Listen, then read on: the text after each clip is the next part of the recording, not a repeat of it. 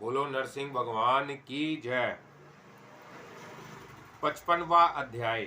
शुक्राचार्य को भगवान की स्तुति से पुनः नेत्र की प्राप्ति। राजा बोले, मार्कंडेय जी, पूर्व काल में राजा बलि के यज्ञ में भगवान वामन ने दो दैत्य गुरु शुक्राचार्य की आंख छेद डाली थी।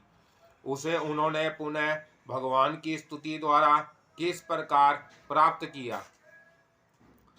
मार्कंडेय जी बोले, वामन जी के द्वारा जब आंख छेद दी गई तब भृगुनंदन शुक्राचार्य ने बहुत तीर्थों में भ्रमण किया।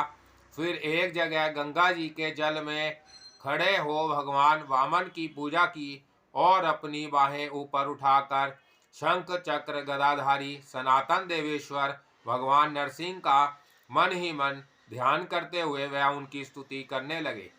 शुक्राचार्य जी बोले, मैं संपूर्ण विश्व के स्वामी और श्री विष्णु के अवतार उन देव वामन जी को नमस्कार करता हूँ जो बलि का अभिमान पूर्ण करने वाले परम शांत सनातन पुरुषोत्तम है, जो धीर है, जो शूर है, जो धीर है, जो शूर है, सबसे बड़े देवता है, शंख चक्र और गदा धारण करने वाले हैं। उन विशुद्ध एवं ज्ञान संपन्न भगवान अच्युत को मैं नमस्कार करता हूँ, जो सर्वशक्तिमान, सर्वव्यापक और सबको उत्पन्न करने वाले हैं। उन जरा रहित अनादि देव भगवान गरुड़ ध्वज को मैं प्रणाम करता हूँ। देवता और असुर सदा ही जिन नारायण की भक्ति पूर्वक स्तुति किया करते हैं, उन सर्व पूजित जगत गुरु भगवान हर्षिकेश को मैं नमस्कार करता हूँ। यति जन अपने अंतकरण में भावना द्वारा स्थापित करके जिनके स्वरूप का सदा ध्यान करते रहते हैं, उन अतुलनीय एवं ज्योतिर्मय भगवान नरसिंह को मैं प्रणाम करता हूँ।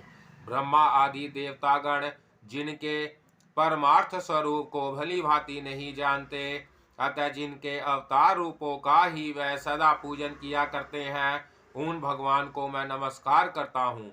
जिन्होंने प्रथम इस संपूर्ण जगत की सृष्टि की थी, फिर जिन्होंने दुष्टों का वध करके उनकी रक्षा की है, तथा जिनमें ही यह सारा जगत लीन हो जाता है, उन भगवान जनार्दन को मैं प्रणाम करता हूँ। भक्तजन जिनका सदा अर्चन करते हैं तथा जो भक्तों के प्रेमी हैं, उन परम निर्मल दिव्य कांतिमय जगदीश्वर को मैं नमस्कार करता हूँ, जो प्रसन्न होने पर अपने भक्तों को दुर्लभ वस्तु भी प्रदान करते हैं। उन सर्व साक्षी सनातन विष्णु भगवान को मैं प्रणाम करता हूँ। श्री मार्कंडेय जी कहते हैं, राजन, पूर्व काल में शुक्राचार्य जी के द्वारा इस प्रकार स्तुति की जाने पर शंख चक्र गदाधारी भगवान जगन्नाथ उनके समक्ष प्रकट हो गए। उस समय भगवान नारायण ने एक आंख वाले शुक्राचार्य जी से कहा, ब्राह्मण, तुमने गंगा तट पर किस लिए मेरा सत्वन किया है, यह मुझसे बताओ। शुक्राचार्य जी बोले, देव, मैंने पहले आपका बहुत बड़ा अपराध किया है। उसी दोष को दूर करने के लिए इस समय आपका सत्वन किया है। श्री भगवान बोले, मुने, मेरे प्रति किए गए अपराध से ही तुम्हारा एक नेत्र नष्ट हो गया था। शुक्र, इस प्रकार तुम्हारे इस सत्वन से मैं तुम पर संतुष्ट हूँ।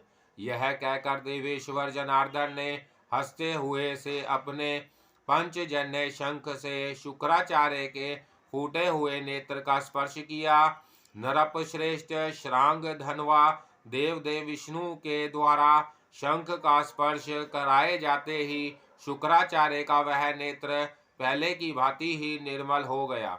इस प्रकार शुक्राचार्य को नेत्र देकर और उनसे पूजित होकर भगवान लक्ष्मीपति तुरंत अंतर्धान हो गए और शुक्राचार्य भी अपने आश्रम को चले गए।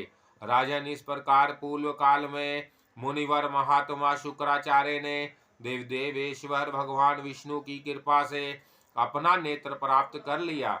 यह प्रसंग तुम्हारे प्रश्नानुसार मैंने सुन दिया। अब तुम्हें मैं और क्या सुनाऊं? तुम्हारे मन में और भी यदि कुछ पूछने की इच्छा हो तो मुझसे प्रश्न करो। 56वां अध्याय। बोलो नरसिंह भगवान की जय। विष्णु मूर्ति के स्थापना की विधि।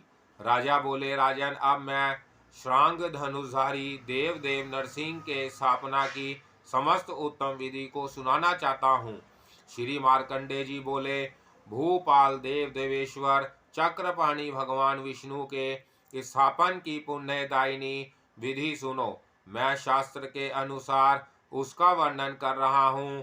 पृथ्वी पते जो भी इस लोक में भगवान विष्णु की स्थापना करना चाहे, उसको चाहिए कि वह पहले स्थिर संज्ञक नक्षत्रों में भूमि शोधन का कार्य प्रारंभ करे। एक पुरुष के बराबर अर्थात 3.5 हाथ अथवा 2 हाथ नीचे तक नींव खोदकर उसमें जल से भीगी हुई कंकड़ और बालू सहित शुद्ध मिट्टी भर दें। राजन, फिर उससे ही आधार समझकर उसके ऊपर अपनी शक्ति के अनुसार पत्थर, ईंट अथवा मिट्टी से गृह निर्माण विधा में कुशल कारीगरों के द्वारा मंदिर तैयार कराएं। वह मंदिर चारों ओर से बराबर और चौकोर हो। उसकी दीवार पत्थर की हो तो बहुत उत्तम। पत्थर ना मिलने पर ईंटों की ही दीवार बनवा लें। यदि ईंट भी ना मिले सके तो मिट्टी की ही भीत उठा लें। मंदिर बहुत ही सुंदर हो। उसका दरवाजा पूर्व की ओर होना चाहिए। उस मंदिर में अच्छी जाति वाले काठ के खंभे लगे हों और उनमें चित्रकला जानने वाले शिल्पियों के द्वारा फल युक्त वृक्ष, कुमुद तथा कमल दल विचित्र कराने चाहिए। नरप श्रेष्ठ इस प्रकार जिसमें सुंदर किवाड़ लगे हों और जिसका द्वार पूर्व दिशा की ओर हो, ऐसा बेल भुट्टों से भली भांति विचित्रित भगवान का परम सुहावना मंदिर बनवा कर बुद्धिमान एवं हष्टपुष्ट शरीर वाले पुरुष के द्वारा विश्वकर्मा की बताई हुई पद्धति के अनुसार पुरुषोक्त दिव्य प्रतिमा का निर्माण कराए। जो कारीगर अत्यंत बूढ़ा या बालक अथवा कोढ़ी आदि रोगों से दूषित या पुराना रोगी हो, उससे भगवत प्रतिमा का निर्माण नहीं कराना चाहिए। प्रतिमा का मुख सौम्य तथा कान, नाक और नेत्र आदि अंग सुदृढ़ होने चाहिए। उसकी दाढ़ी ना तो बहुत नीची हो, ना बहुत ऊंची हो, ना तिरछी ही हो। विद्वान पुरुष ऐसे प्रतिमा बनवाएं जिसकी दृष्टि सम हो और जिनके नेत्र कमल दल के समान विशाल हो। बोहे ललाट और कपोल सुंदर हो। उसका समस्त विग्रह सुडोल और सौम्य हो। उसके दोनों ओंठ लाल हो। ठोड़ी मनोहर तथा कंठ सुंदर हो। प्रतिमा की भुजाएं 4 होनी चाहिए। 2 भुजाएं और दो उपभुजाएं। उनमें से दाहिनी उपभुजा के हाथ में सूर्य के समान आकार वाला चक्र धारण करना चाहिए। चक्र की भांति के चारों ओर दिव्य अरे हो और उनके भी ऊपर सब ओर से नेमी लगी हो। बाई उपजा के हाथ में चंद्रमा के समान श्वेत कांतिमय पत्रजन्य नामक शंख देना चाहिए, जो दैत्यों के मंद को चूर्ण करने वाला और कल्याणप्रद है। उस दिव्य भगवत प्रतिमा के कंठ में सुंदर हार पहनाया गया हो। गले में त्रिवली चिन्ह हो। स्तन भाग सुंदर, वक्ष स्थल रुचिर और उदर मनोहर होना चाहिए। संपूर्ण अंग बराबर और सुंदर हो। वह प्रतिमा अपना बायां हाथ कमल पर रखे हो और दाहिने में कमल धारण किए हो। बाहुओं में भुजबल पहने हो और सुंदर नाभि तथा त्रिवल्ली से सुशोभित दिव्य जान पड़ती हो। उसका कटी भाग, जांघें और पिंडलियां मनोहर हो। वह कमर में मेखला और पीत वस्त्र से विभूषित हो। नरश्रेष्ठ इस प्रकार भागवत प्रतिमा का निर्माण कराकर उसके बनाने वाले शिल्पियों को सुवर्ण दान एवं वस्त्र दान के द्वारा सम्मानित करके विद्वान पुरुष पूर्व पक्ष में शुभ समय पर उस प्रतिमा की स्थापना करें। मंदिर के सामने एक उत्तम यज्ञ मंडप बनवाएं। उसमें चारों ओर एक एक के कर्म से 4 दरवाजे हो और सारा मंडप 4 तोरणों से घिरा हो। उसमें सप्त धान्य के अंकुर उगे हो तथा शंख और भेरी आदि बाजे बजते हो। विधानों के द्वारा 36 घड़े जल से उस प्रतिमा का अभिषेक कराकर उसके साथ वेदों के पारगामी ब्राह्मणों को साथ में लिए उक्त मंडप में प्रवेश करें और फिर पंचगव्यों से पृथक पृथक स्नान कराएं। इसी प्रकार गर्म जल से नहलाकर फिर ठंडे जल से स्नान कराएं। तत्पश्चात हल्दी और कुमकुम आदि का तथा चंदनों का उस पर लेप करें। फिर फूलों की मालाओं से विभूषित कर उसे वस्त्र धारण करा दें और पुण्यावाहन वाचन करके वैदिक रचनाओं से उच्चारण पूर्वक जल से प्रोक्षित कर भक्त ब्राह्मणों द्वारा उस भगवत दिग्रह को नहलाए। तत्पश्चात शंख भेरी आदि बाजे बजाते हुए उसे नदी के जल में रखकर 7 या 3 दिनों तक उसे वहां रहने दे अथवा किसी निर्मल जलाशय या शुद्ध सरोवर में ही रखकर उसकी रक्षा करे। नरप श्रेष्ठ इस प्रकार भगवान का जलाधिवास करा के ब्राह्मणों द्वारा उनको उठवाए और पाल की आदि में चढ़कर पूर्वतः उन्हें माला आदि से विभूषित करे।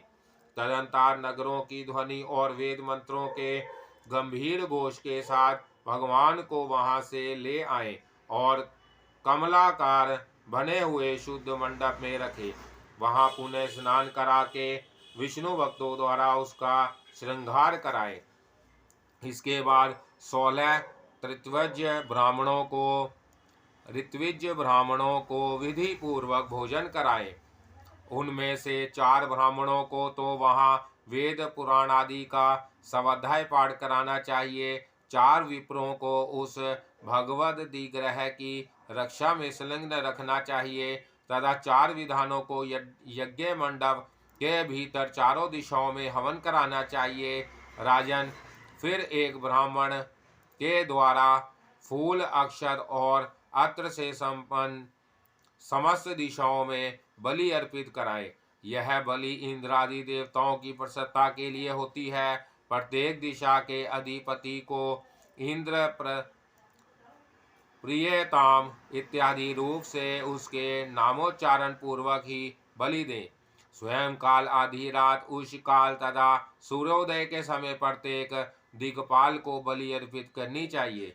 इसके बाद मात्र का गणों को बलि और ब्राह्मणों को उपहार दे। राजन, इसके पश्चात यमराज को चाहिए कि भगवान विष्णु के मंदिर में एक और बैठकर एकाग्रचित से बार बार पुरुष सूक्त का जप करें। फिर पूरे 1 दिन रात उपवास करके शुभ लग्न में वह बुद्धिमान पुरुष ब्राह्मणों को साथ ले मंडप में जहाँ प्रतिमा रखी गई हो उस द्वार से मंडप के भीतर प्रवेश करे और ब्राह्मणों के साथ देव सूक्त का पाठ करते हुए भगवत प्रतिमा का उपस्थान करके उसे मंदिर में लाए और विष्णु सूक्त अथवा पावमान सूक्त का पाठ करते हुए उसे वहां दृढ़ता पूर्वक स्थापित करे। तत्पश्चात आचार्य कुश युक्त जल से उन देव देवेश्वर भगवान का अभिषेक करे। फिर भगवान के सम्मुख अग्नि स्थापना करें। अग्नि के चारों ओर यत्न पूर्वक कुशासतरण करके गायत्री और विष्णु मंत्रों द्वारा जात कर्म आदि संस्कार की सिद्धि के निमित्त हवन करे। आचार्य को चाहिए कि प्रत्येक क्रिया में 4 बार घी की आहुति दे तथा अस्त्र मंत्र अस्त्र फट बोलकर दिग्बंध कराए। ओम त्रातार मिंद्रम इत्यादि मंत्र से अग्निवेदी पर पूर्व की ओर घी की आहुति दे। परो दिवा इत्यादि मंत्र यजु से दक्षिण दिशा में और निषसाद इत्यादि मंत्र से पश्चिम में धृत का हवन करे। हे नरप, या ते रुद्र इस मंत्र से उत्तर दिशा में और परो मात्राएं इत्यादि 2 सूक्तों द्वारा संपूर्ण दिशाओं में घी की आहुति दे। इस प्रकार विधिवत हवन करके यदस्या इस मंत्र का जप करें और घी से सृष्टिकृत संज्ञक होम करे। तदंतर ऋत्विज जनों को उनके सम्मान के अनुकूल सादर प्रदक्षिणा दे। इसके बाद यजमान आचार्य को 2 वस्त्र, 2 सुवर्णमय कुंडल और सोने की अंगूठी दे तथा यदि सामर्थ्य हो तो इसके अतिरिक्त भी सुवर्ण दान करे। फिर विधान पुरुष यथासंभव 1000 पाठ या 108 अथवा 21 घड़े जल से भगवान को स्नान कराए। उस समय स्नान और दुंदुभी आदि बाजे बजते रहे, वेद मंत्रों का घोष और मंगल पाठ होता रहे। अपनी शक्ति के अनुसार जिन पर जो आदि के अंकुर निकले हों, ऐसे जो और व्रीहि से भरे पात्रों द्वारा तथा दीप यष्टि पात्र का छत्र, चावर, तोरण आदि सामग्रियों के साथ स्नान विधि पूर्ण करा के वहां भी ब्राह्मणों को यथाशक्ति प्रदक्षिणा दे। राजन, इस प्रकार जो भगवान विष्णु की प्रतिष्ठा करता है वह सब पापों से मुक्त हो जाता है और मृत्यु के पश्चात अपने सहित 21 पीढ़ी के पितरों को साथ ले सब प्रकार के आभूषणों से भूषित एवं विचित्र विमान पर रूढ़ हो क्रमशः इंद्रादि लोकों में विशेष सम्मान प्राप्त करता है तथा अपने बंधुजनों को उन लोकों में रखकर स्वयं विष्णु लोक में जाकर प्रतिष्ठा होता है। फिर वहाँ ही भागवत तत्व का ज्ञान प्राप्त कर वह विष्णु स्वरूप में लीन हो जाता है। राजन, इस प्रकार तुमसे मैंने यह प्रतिष्ठा विधि बताई। इसका पाठ और श्रवण करने वाले लोगों के सब पाप दूर हो जाते हैं। नरनाथ, जब मनुष्य इस पूर्वोक्त विधि से पृथ्वी पर भगवान नरसिंह की स्थापना कर लेता है, तब मृत्यु के बाद वह भगवान विष्णु के उस नित्य धाम को प्राप्त होता है जहाँ रहकर वह पुनः संसार में नहीं लौटता। बोलो नरसिंह भगवान की जय।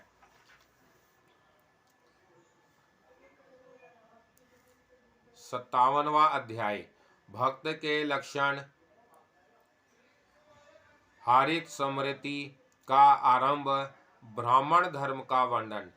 राजा बोले, ब्राह्मण, आप मुझसे भगवान नरसिंह के भक्तों का लक्षण बताइए जिनका अंग करने मात्र से विष्णु लोक दूर नहीं रह जाता। श्री मार्कंडे जी ने कहा, राजन, भगवान विष्णु के भक्त उनकी पूजा अर्चना करने में महान उत्साह रखते हैं। वह अपने मन और इंद्रियों को संयम में रखते हुए धर्म में तत्पर रहकर सारे मनोरथों को शुद्ध कर लेते हैं। भगवत जन सदा परोपकार और गुरु सेवा में लगे रहते हैं, सबसे मीठे वचन बोलते और अपने वर्ण तथा आश्रम के सदाचारों का पालन करते हैं। वह वेद और वेदार्थ का तत्व जानने वाले होते हैं। उनमें क्रोध और कामनाओं का अभाव होता है। वह सदा शांत रहते हैं। उनके मुख पर सौम्य भाव लक्षित होता है तथा वह निरंतर धर्माचरण में लगे रहते हैं। थोड़ा किंतु हितकारी वचन बोलते हैं। समय पर अपनी शक्ति के अनुसार सदा अतिथि की सेवा करने में उनका प्रेम बना रहता है। वह दंभ, कटब, काम और क्रोध से रहित होते हैं। जो मनुष्य इन पूर्वोक्त लक्षणों से युक्त एवं धीर है, बहुश्रुत और क्षमावान है तथा विष्णु भगवान के नामों का कीर्तन अथवा श्रवण करते समय हर्ष से रोमांचित हो जाते हैं, इसी तरह जो विष्णु पूजन में तत्पर और भागवत कथा में आदर रखने वाले हैं, ऐसे महात्मा पुरुष भगवान विष्णु के भक्त कहे गए हैं। राजा बोले, विधन भृगुवर्य, मेरे गुरुदेव, आपने अभी कहा है कि जो अपने वर्ण और आश्रम के धर्म में लगे रहते हैं वह भगवान विष्णु के भक्त हैं। अतः आप कृपया करके वर्णों और आश्रमों के धर्म बताइए जिनके पालन करने से सनातन भगवान नरसिंह संतुष्ट होते हैं।